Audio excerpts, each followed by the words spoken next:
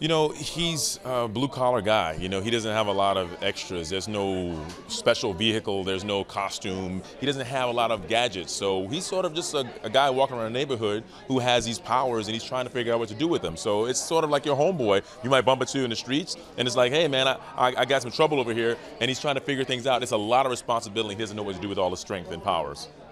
Well, you know, I think the reason that our series works is that the line between villainy and heroism is very blurred. And of course, if we were just doing like a stock comic recreation, telling these stories, it would be exciting, but it wouldn't grab your heart. It wouldn't, you know, make you reflective about anything. I think what we bring is real people who do, you know, nefarious things rather than villains. For me, it's less about going, how are these kids going to be inspired, or like, you know, how are we going to spark that in them? Like, it's about being, getting lit up by the spark that they're already giving.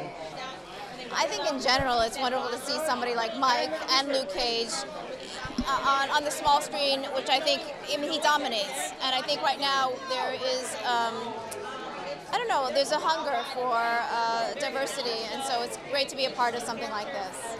There's so much levels to those people, you know, and it's just some hurt that is manifested in bad choices later on. And like, how many of us are not guilty of that in some way, form, or fashion, you know? Unless we're doing the work, yeah, we're villains in somebody's life, right?